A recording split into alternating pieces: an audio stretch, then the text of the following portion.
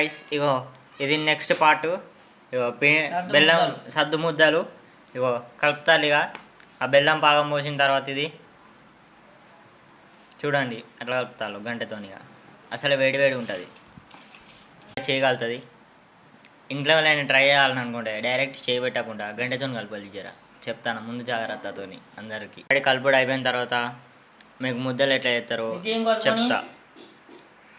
మీకు స్పూన్ అంటాను, ఇక నేను వేస్ట్ స్పూన్ ఇక మా ఇంట్లో ఉండే స్పూన్లు డాడీ.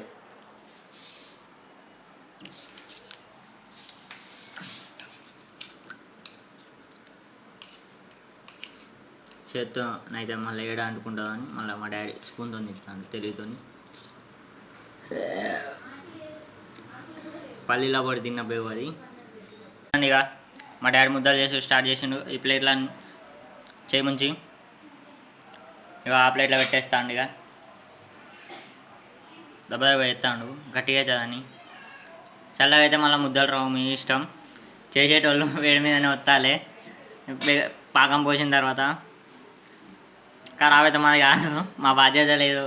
అది అసలే కాదు, దెబ్బ చేసేయాలండి ఏదైనా. ఇది చేసే ముందు లేట్ చేస్తే ఆలోచించితే ఆచభంగం అన్నట్టు ఉంటుంది. అయితే ముద్ద రాదు. తిరిగి వచ్చిండు అట్లా పోయిండు మా తమ్ముడిగో. ఆ వాయిన్లో పోతాను. ఇవ్వండి చూడండి, మా డాడీ ఇవన్నీ చేసిండు. ఇంకా ఎత్తాడు, ఇంకా సగం ఏమో ఉన్నది పిండి. టేస్ట్ చేసేటప్పుడు కూడా వీడియో తీస్తాను. లడ్డు తింటాను ఇప్పుడే గాయస్.